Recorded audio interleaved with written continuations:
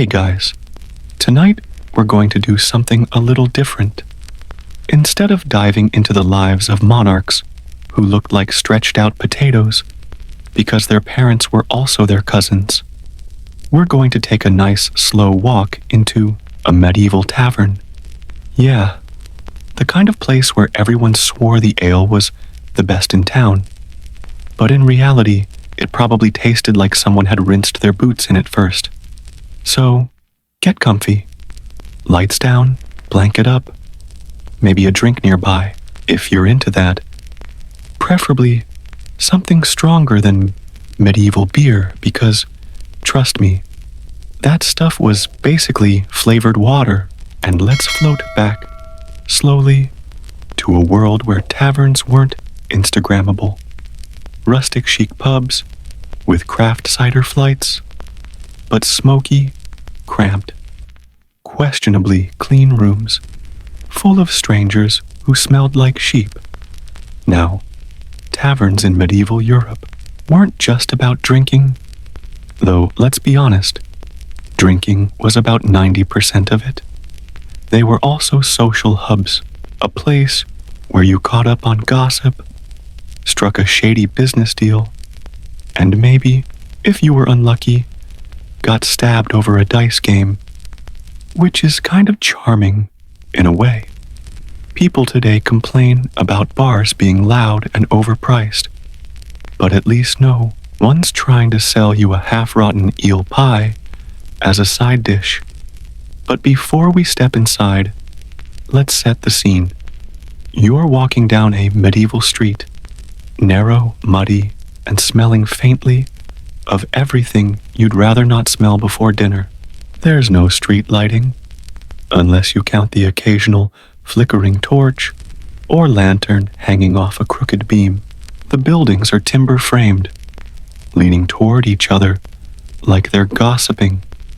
And somewhere, down the lane, you hear the muffled laughter and the clinking of mugs. That's your tavern. And here's the thing. Not all taverns were equal. Some were little more than someone's front room with a barrel of cheap ale. Others were proper inns, with space for travelers, stables for horses, and maybe even a private room if you had enough coins and didn't mind the sheets smelling like a barnyard. But for most people, the average tavern was just a smoky, low-ceilinged hall where you hoped the drink was strong enough to make you forget the taste of it when you push open the door, or more accurately, a creaky wooden plank that might or might not count as a door. You're hit with the smell. And let me be clear, this is not the smell of hops and roasted barley that you imagine when you think brewery fresh. This is the smell of stale beer, unwashed bodies, damp straw, and maybe a hint of cooked onions that someone dropped on the floor last week and just decided to leave there. The light inside comes from a fire in the hearth, throwing smoke into the room because chimneys weren't exactly the engineering masterpieces they are now. Candles flicker on the tables, dripping wax directly into the food, which is fine, because the food was probably inedible anyway. The floor? Packed earth or wooden planks covered with rushes. That's medieval for, let's throw some straw down and call it good. The rushes absorbed everything, and yes, by everything, I do mean the things you don't want to think about. Now, you might be wondering, what were people actually drinking? And the answer is, not what you'd expect. Water was often unsafe, especially in towns where everyone thought a nice place to dump their waste was the nearest river. So ale was the default drink. And this wasn't your fancy IPA with hints of citrus and pine. This was small ale, a weak, low-alcohol brew that was safe enough to drink daily. Stronger stuff existed, of course, But it wasn't cheap. If you wanted wine, you were either rich or in southern Europe, in England or the north. Good luck. The wine might have been imported, sour, and possibly cut with whatever the tavern owner had on hand. Food was, let's call it, rustic. Pies were common, not the kind of pies with buttery golden crusts and neat fillings, more like dough wrapped around mystery meat and baked until edible. If you were lucky, you'd get a stew, which was essentially whatever the cook had left, boiled together and left simmering for days. Because why not double down on flavor by never changing the pot? Bread was standard, though half the time it was heavy, dark, and filled with bits of husk that made you question your dental health. But let's talk about the crowd. Taverns were not exclusive. You could have a merchant sitting next to a beggar, a traveling minstrel strumming badly in the corner, and maybe even a monk who swore he was just there to convert souls, but was actually on his third mug of ale. Soldiers passing through added to the mix, bringing stories, songs, and probably fights. And then there were the locals, farmers, craftsmen, and anyone else who wanted to escape the dreariness of medieval life for an evening. Entertainment was mixed. Sometimes you got music, lutes, fiddles, drums, or just a drunk guy yelling. Dice games and gambling were common, even though the church frowned upon them. Singing was inevitable, and if things got particularly rowdy, you might witness an impromptu wrestling match right there on the floor, which was all fun and games until someone lost a tooth. But the tavern wasn't just about fun. It was also about business. Deals were made here. News spread here. If you wanted to know what was happening in the next village, or if you wanted to hire someone for a job, legal or otherwise, this was where you went. In many ways, the tavern was the medieval internet. Messy, unreliable, occasionally full of scams, but the best place to get information. And of course, there were the tavern keepers. These were not glamorous entrepreneurs. Running a tavern was hard, dirty work, and the reputation of tavern owners was, let's say, not stellar. They were often accused of watering down drinks, cheating customers, or harboring shady characters, which, to be fair, they probably did. But without them, you didn't get your nightly dose of gossip and weak ale. Now, I know what you're thinking. This all sounds kind of grim. And yes, by modern standards, it was. But for medieval people, the tavern was essential. It was warmth in the cold, light in the dark, noise in the silence. Life was harsh, repetitive, and often lonely.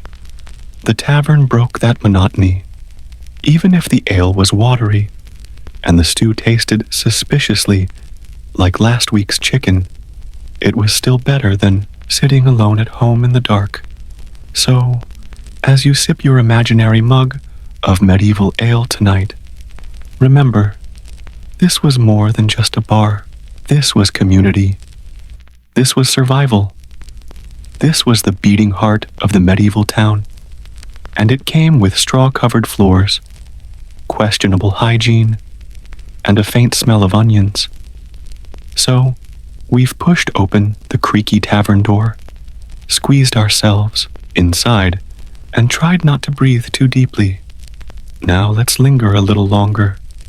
Because medieval taverns weren't just about drinking bad ale. They were about people.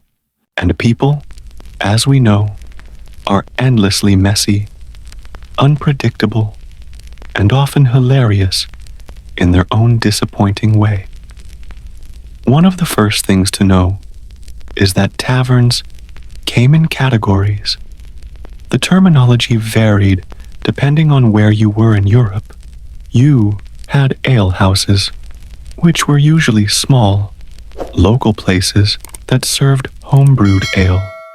These were the no-frills, come-as-you-are joints, the medieval equivalent of a gas station bar. Then there were taverns, which tended to serve wine, often imported, and catered to a slightly wealthier clientele. Think of them as the classier option, though still covered in smoke and spilled stew.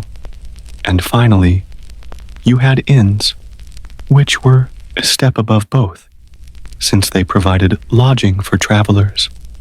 Inns had rooms, stables, and a bit more structure. Though, let's not get too romantic. Staying in a medieval inn wasn't exactly like checking into a Hilton. Now, who actually went to these places? The answer is almost everyone. Taverns blurred social lines.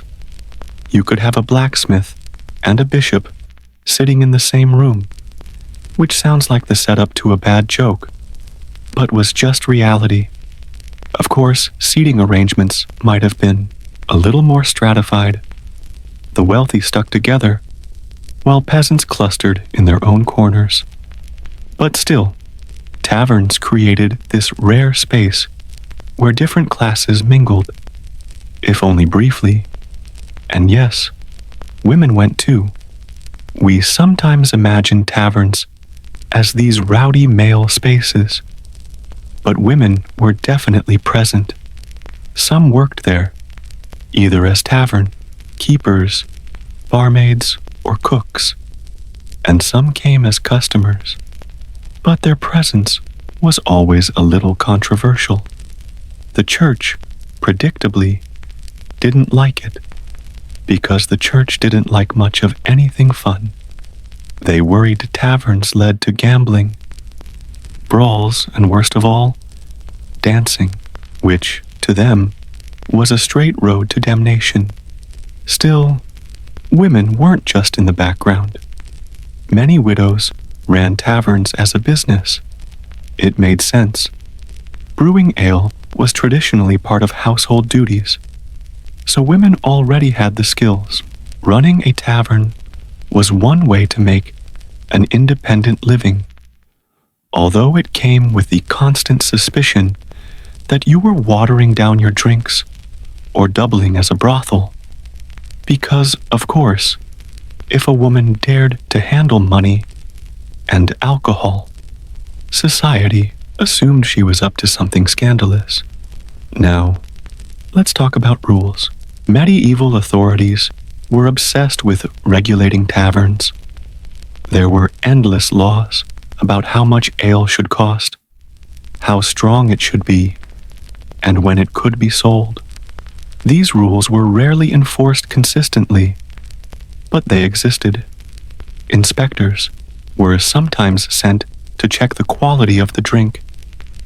Imagine being the unlucky official who had to sample 5 mugs of suspicious ale in one afternoon. The result?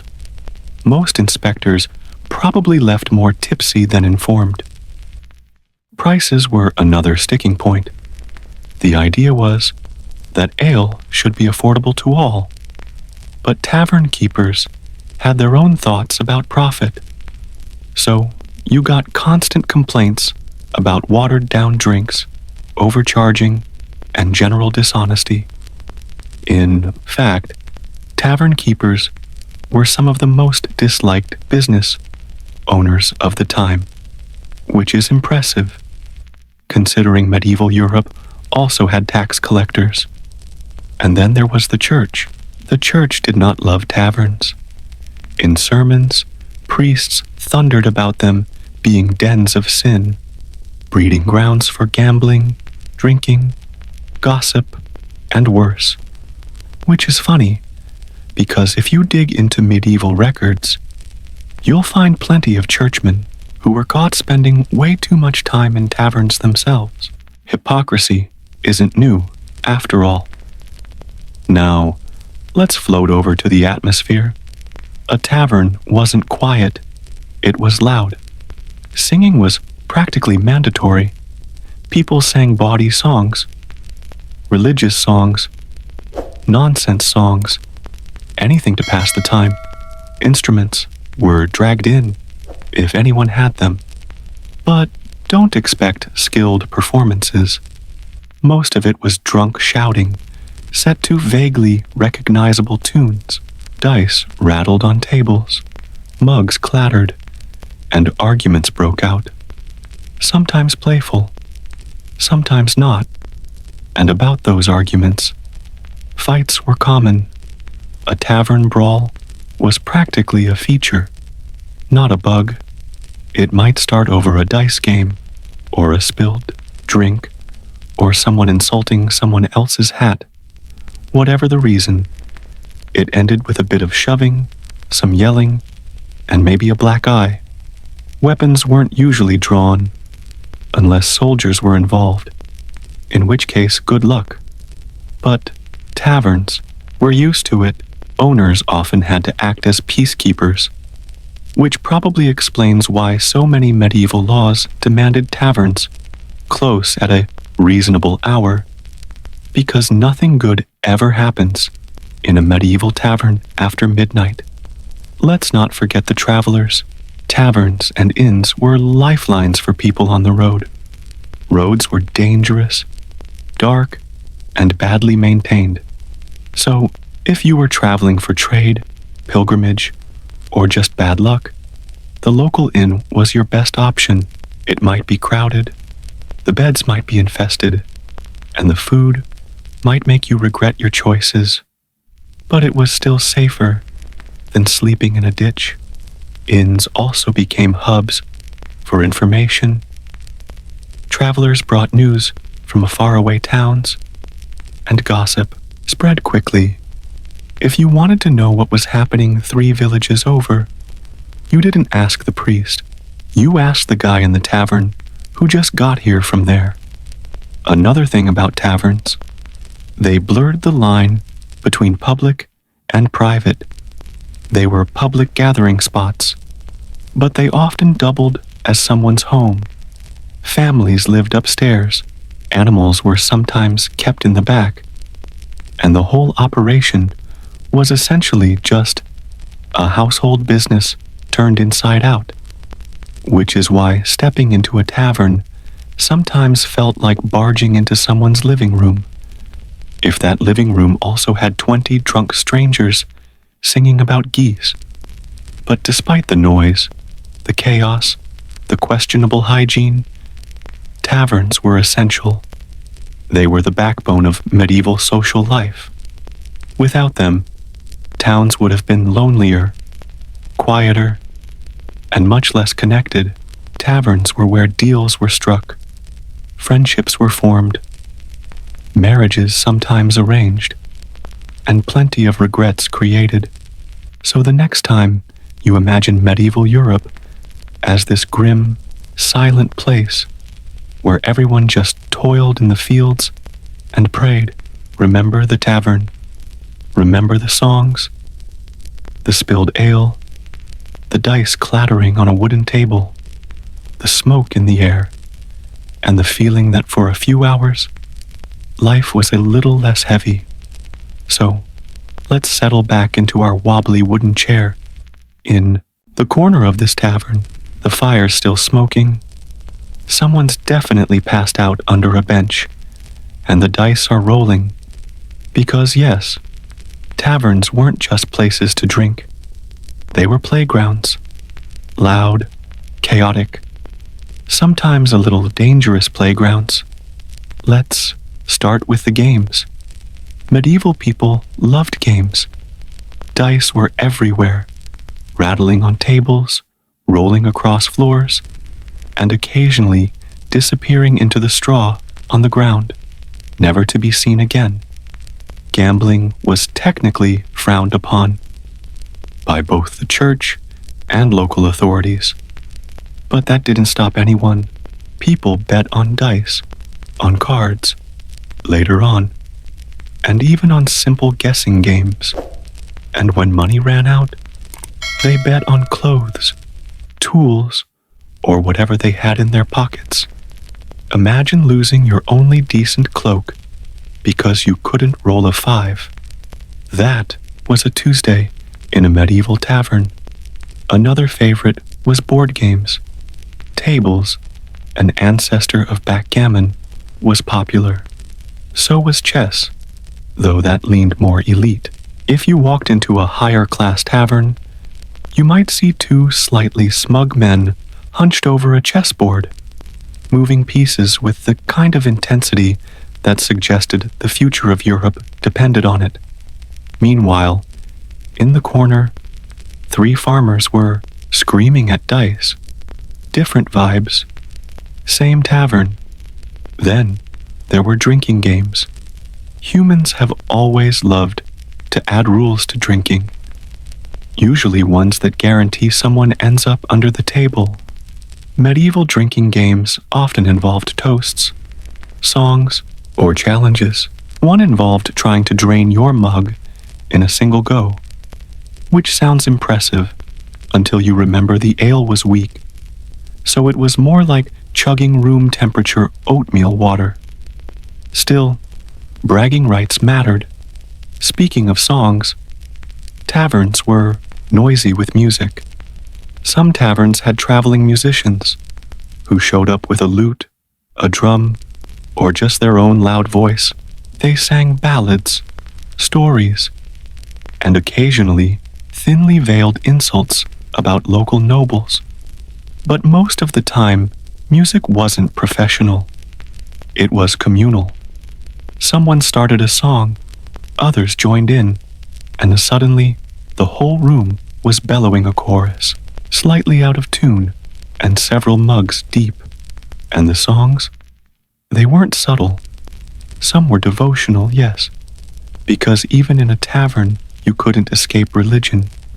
But many were bawdy, full of innuendo, jokes about monks, or entirely about animals, doing things animals really shouldn't do. Medieval humor was earthy. Let's put it that way. You probably wouldn't want to explain half those lyrics to your grandmother. Now, about the food. We touched on stew and pies earlier, but tavern food deserves its own gentle roasting. A staple was pottage, a thick stew of grains, vegetables, and maybe, if the gods were kind, a shred of meat. Pottage could sit in a pot for days, with new ingredients constantly thrown in, making it the original leftovers soup. The flavor profile was, let's say, evolving. You never quite knew what you were eating, only that it was hot and filled your stomach. Meat pies were common too, but don't picture golden, flaky crusts. Picture heavy, dense dough, encasing meat of questionable freshness.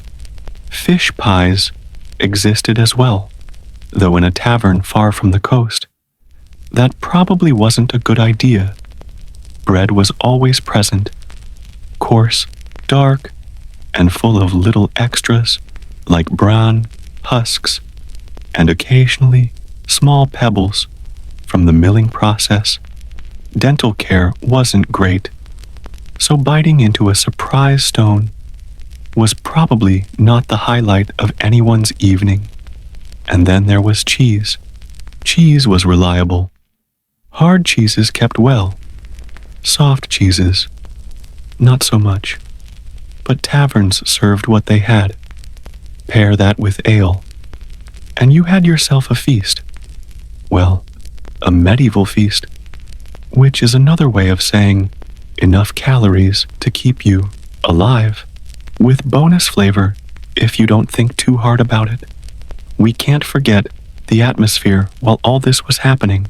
Picture it, the smoke from the fire swirling through the rafters, the glow of candles dripping wax, the shuffle of boots on straw, voices overlapping, songs rising, dice clattering, a dog barking under the table, hoping for scraps, maybe a chicken wandering around, because why not bring livestock indoors? Hygiene standards weren't exactly a thing, and in the middle of it all, the tavern keeper, juggling mugs, shouting orders, and trying to keep some semblance of order. Tavern keepers had to be part diplomat, part accountant, part bouncer. They kept the ale flowing, broke up fights, and occasionally threw out customers who couldn't handle themselves, which, let's be honest, was probably every other night. Now, here's a detail worth lingering on. Taverns weren't just evening spots. They often opened early, especially alehouses.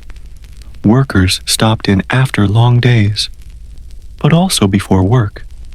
Ale was breakfast for many medieval laborers, not because they wanted to start the day tipsy, but because small ale was safer than water. So yes, your average 14th century carpenter probably had a mug of weak beer with his bread before heading to the job site. That gives taverns a strange rhythm. Morning, they were quieter. Farmers grabbing a quick drink, travelers setting off, deals being struck in hushed tones. Evening, they roared to life with laughter, shouting, and a level of chaos that would make any modern bar manager weep. But for all their noise and flaws, taverns were comforting. They were predictable in their unpredictability. You knew the ale wouldn't be great, the stew would be suspicious, and someone would probably fall over before the night was done. But you also knew you wouldn't be alone. And in a world where life could be cold, harsh, and short, that mattered more than anything. So, as we sit here in the corner, half watching a dice game we don't understand, listening to a song about a goose that's definitely not appropriate, let's appreciate the medieval tavern. Messy, smoky, loud, imperfect, and yet, in its own way, essential. So, we're still tucked into our cozy wooden corner of this medieval tavern.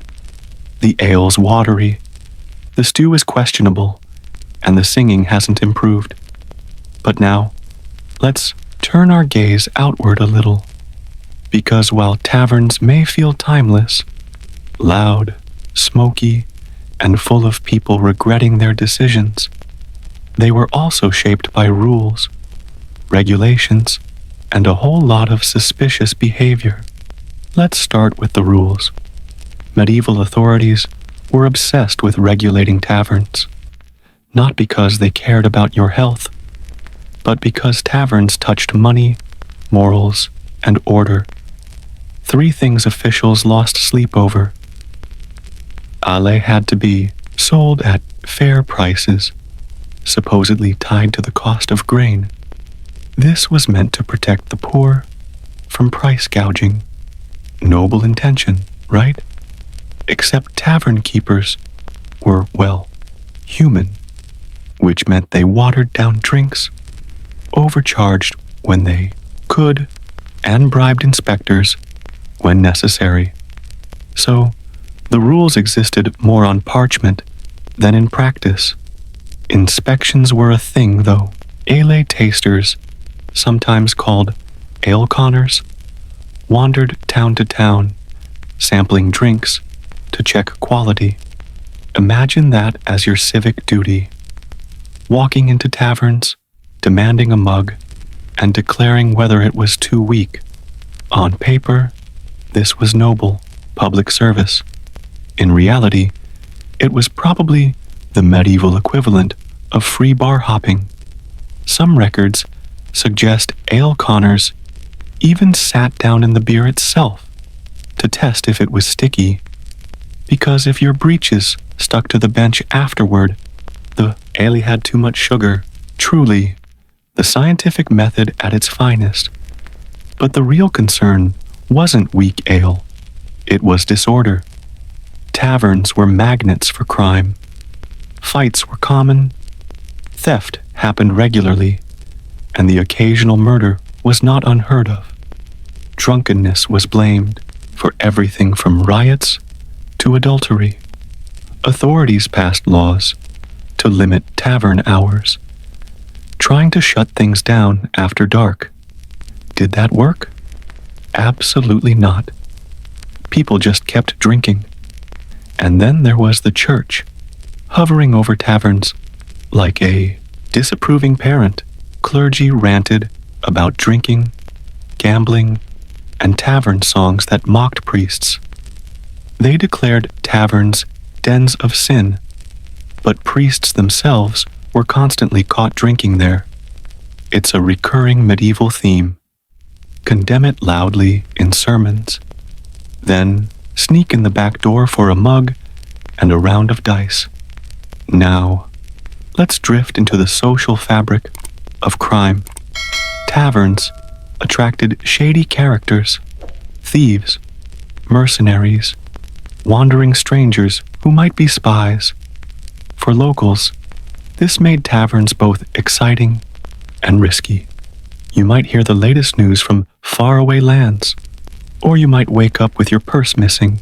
Some taverns developed reputations as rough places, while others were known as safer, family-friendly spots. But the line was thin. Even a calm evening could turn rowdy with one insult or a spilled drink.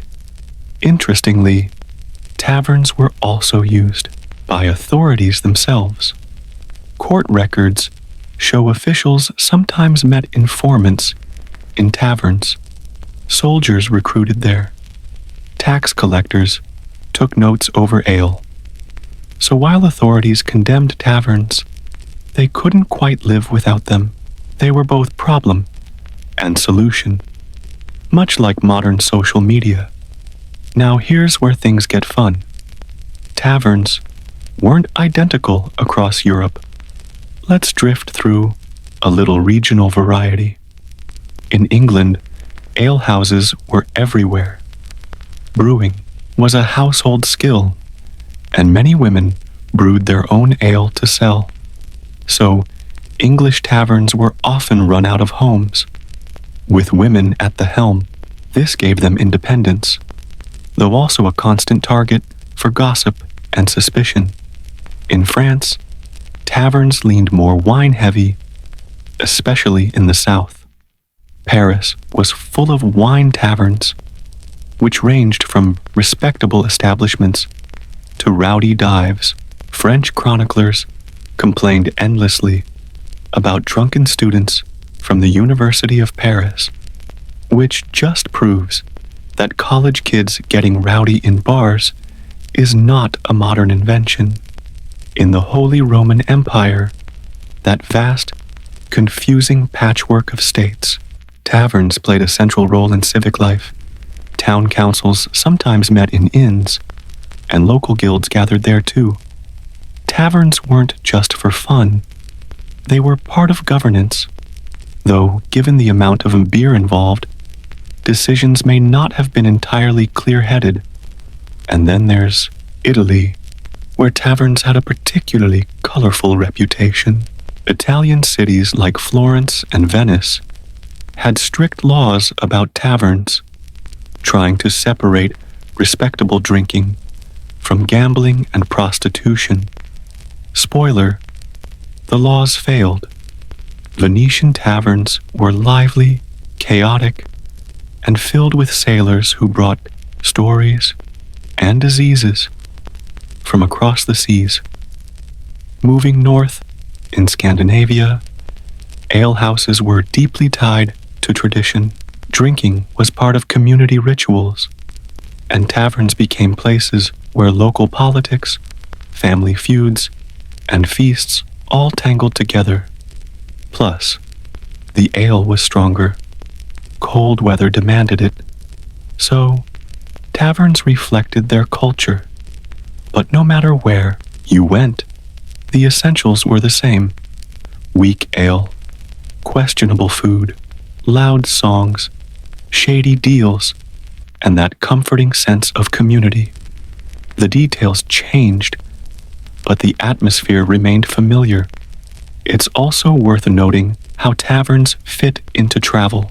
Roads in medieval Europe were unpredictable, dangerous, muddy, filled with bandits.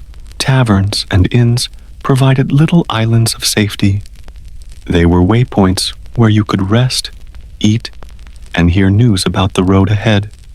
Inns near borders or crossroads were especially important.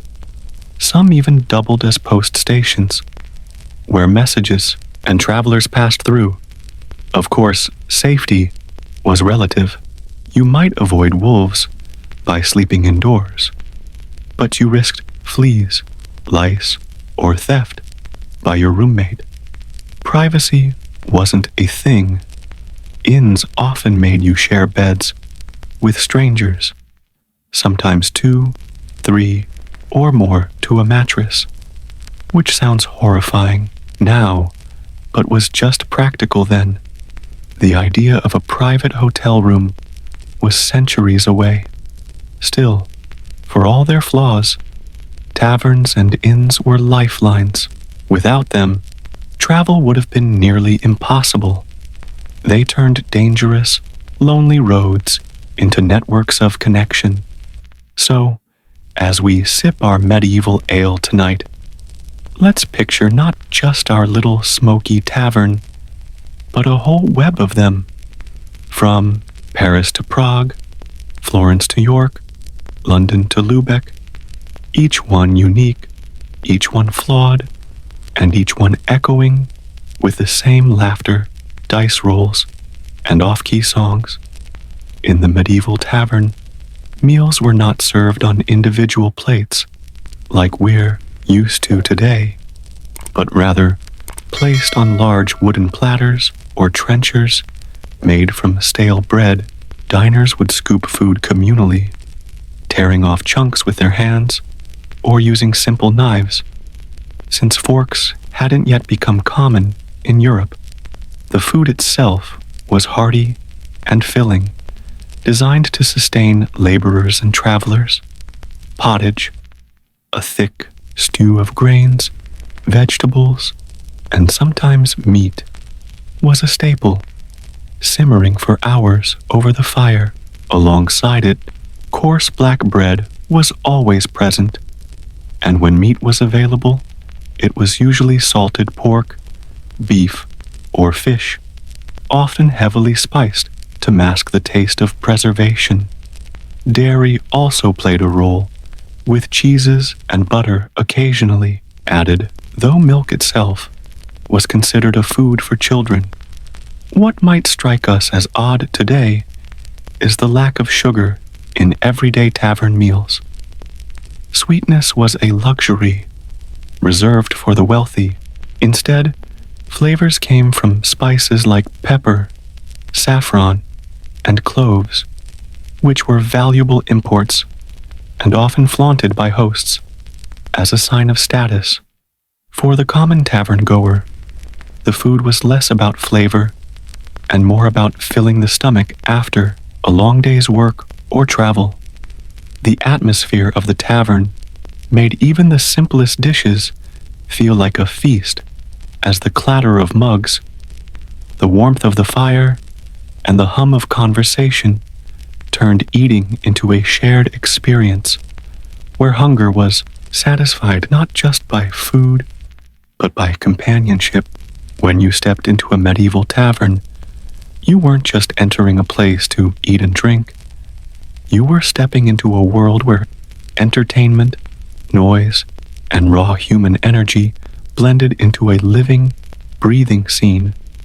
The tavern was more than 4 wooden walls. It was a stage, and every guest was part of the performance. Music was one of the first things you noticed. Sometimes, a lone bard with a lute or harp sat by the fire, weaving soft melodies of ancient legends and tales of knights, kings, and fallen heroes. Other times, The room thundered with the sound of drinking songs, sung by groups of villagers, with voices so loud they drowned out everything else. In the corner, dice rattled against the tables as men gambled away their coins, while others played simple card games, slamming their hands down in triumph or cursing their bad luck. But taverns weren't always safe havens. Tempers could flare quickly after too many cups of ale, and a careless word or a drunken shove could set off a brawl. Tables overturned, mugs shattered, and fists flew until either the innkeeper stepped in with a heavy stick or the fighters simply collapsed from exhaustion. The air itself was thick and heavy, filled with the smell of smoke from burning torches, the tang of spilled ale, and the savory aroma of roasting meats. Amidst the chaos, you would also hear the quieter side of tavern life, secrets whispered between cloaked travelers, deals struck in low voices, or lovers sneaking glances across the crowded room. The medieval tavern was never silent, never still. It pulsed with energy, laughter, and danger, making every visit both thrilling and unpredictable. Entertainment was the beating heart of a medieval tavern, transforming these crowded and smoky spaces into places of escape where the ordinary rhythms of hard village life gave way to music, stories, and laughter. As night fell and the candles flickered, the sound of a lute or fiddle would often rise above the chatter, carried by wandering minstrels who earned their supper through song. Their melodies were rarely elegant in the polished sense, but that was never the point. Their tunes echoed the raw joys and sorrows of the people listening, weaving together tales of love, loss, and adventure that the crowd instantly recognized as their own. Sometimes the songs would be so lively that men and women alike clapped their hands, stomped their boots on the timber floor, and turned the tavern into a thunderous hall of rhythm. But music was only one form of entertainment. Storytellers, often seasoned wanderers themselves, commanded the room with vivid tales of knights locked in duels, dragons guarding treasures, or mysterious spirits that haunted dark forests. Their words blurred the line between myth and memory, making villagers wonder whether such marvels existed just beyond the horizon. Gambling, too, was a constant presence. Dice rattling against tables, bets shouted across the room, and the thrill of winning or losing a week's wages in a single throw. With gambling came inevitable disputes, arguments over fairness, accusations of cheating, and sudden bursts of anger that could ignite into fistfights, leaving overturned mugs and splintered benches behind. And yet, for all its chaos, tavern entertainment served a deeper purpose. It allowed people to forget the fields, the toil, and the cold uncertainty of their world. For a few hours, in the smoky warmth of the tavern, they could laugh, sing, argue, and fight, living more fiercely than the outside world allowed. In that dim glow, the tavern wasn't just a place to drink. It became a theater of medieval life, messy and loud, but unforgettable. And so, as the laughter of the tavern begins to fade into the distance, we gently step away from that crowded hall of music, voices, and warmth. The long wooden tables are still scattered with crumbs of bread and the last drops of ale, while the smell of smoke and roasted meat lingers in the air. For a brief while, we sat among peasants and merchants, travelers and minstrels, feeling the heartbeat of a world centuries gone. These taverns were far more than just places to eat and drink. They were living crossroads of medieval life, where songs told the news of the land, where friendships were forged over shared mugs, and where weary souls found comfort in laughter and firelight. But as all nights must end, so too does this one. The fiddles grow quieter, the chatter softens, and one by one, the candles flicker low. Outside, the cobblestone streets wait in silence, touched only by the cool breath of night. And as we leave the tavern behind, we carry with us not just the memory of its walls, but the echo of its life, a small reminder of how even in the harshest of times, people found joy, music, and companionship. Now, traveler, it is time to let those echoes fade, to close the heavy wooden door, and step back into the calm of the present. Imagine the fire still crackling behind you, its light spilling through the cracks, while the night sky stretches above with quiet stars.